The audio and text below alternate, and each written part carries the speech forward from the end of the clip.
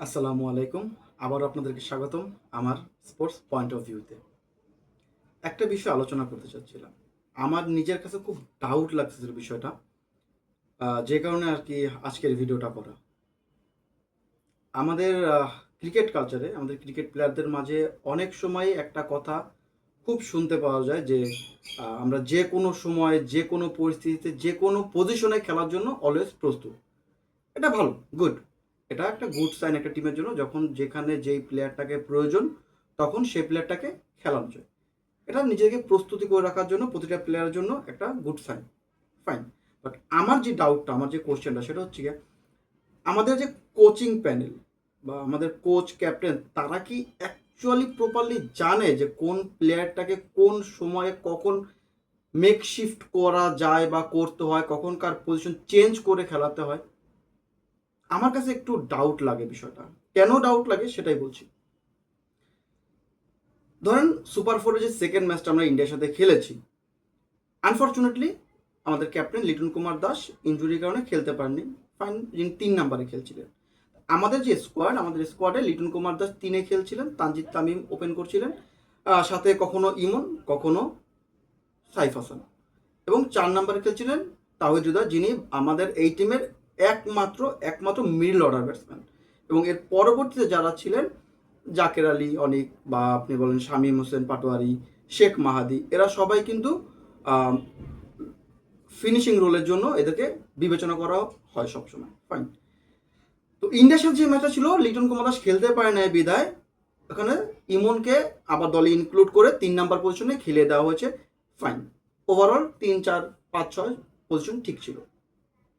কিন্তু যখন ঘটনাটা ঘটে গেল পাকিস্তানের সাথে ম্যাচে, যে ম্যাচে লিটন কুমার দাস অবভিয়াসলি ছিল না, তানজিম তামিমকেও ড্রপ করা হলো, ওপেনিংয়ে চলে গেল সেক্ষেত্রে ইমন এবং Saif.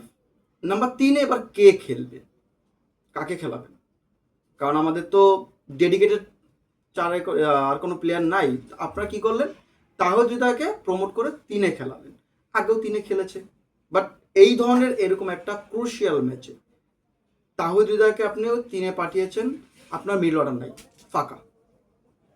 Middle order ultimately blank হয়ে গেছে আপনার যে মিডল অর্ডারে, যেই কারণেই আমাদের 2টা উইকেট পড়ে যাওয়ার পরে এরপরে আর কেউ সেটেল হতে পারেন নাই। আপনি নুরুল হাসান সোহানকে ইনক্লুড করেছিলেন দলে, কিন্তু নুরুল হাসান সোহান কি বর্তমানে মিডল অর্ডার হিসেবে যায়? আর যদি আমি তর্কের খাতিরে যদি যুক্তিতে ধরে নিলাম আপনার মিডল অর্ডার হিসাবে নুরুল হাসান সোহানকে ইনক্লুড করেছেন, ওইখানে খেলাবেন, তাহলে পাওয়ার প্লের সময় এসে ওইভাবে যাচ্ছে তাই শট, এক্সপেরিমেন্টাল শট খুব কি দরকার ছিল? বা একজন মিডল অর্ডার ব্যাটসম্যানের কাছে কি পাওয়ার প্লেতে এসে 2টা উইকেট পড়ে যাওয়ার পরে এক্সপেরিমেন্টাল শট খেলতে হয়? পাওয়ার প্লেতে আপনার যথেষ্ট জায়গা ফাঁকা ছিল, যথেষ্ট জায়গা থাকে, আপনি রান বের করবেন গ্যাপ দেখে। এক্সপেরিমেন্টাল শট তো পাওয়ার প্লের পরেও করা যেত। আচ্ছা, ঠিক আছে, ধরে নিলাম নুরুল হাসান সোহান মিডলে খেলেছেন কোনো কোনো সময়, আপনারা খেলেছেন, ফাইন। শেখ মাহাদিকে 8 নম্বরের জন্য বিবেচনা করার পরে তাকে আপনারা খেলিয়ে দিলেন 5 নম্বরে। It's that make sense? আমার কাছে বা আমার পয়েন্ট অফ ভিউতে স্পেশালি মনে হয় না এরকম একটা ক্রুশিয়াল মোমেন্টে, ক্রাঞ্চ মোমেন্ট, যেখানে পাওয়ার প্লের মধ্যে 3 উইকেট আপনার পড়ে গিয়েছে।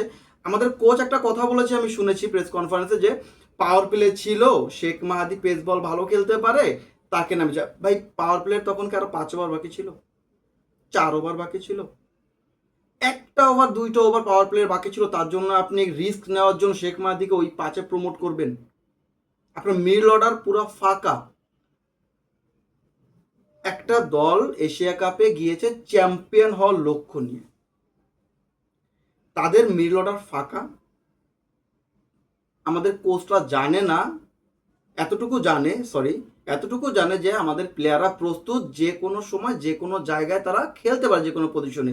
বাট তারা কি এতটুকু জানে না কাকে কখন কোন পজিশনে খেলাতে হয়? আমার প্রশ্ন এইখানেই। আমি ঠিক আমার বোধগম্য হয় নাই, আমার মেকসেন্স হয় নাই, বিদায় আমার কাছে এই প্রশ্নটা থেকে গিয়েছে। তাই আপনাদের কাছে এই প্রশ্নটা আমি রাখলাম।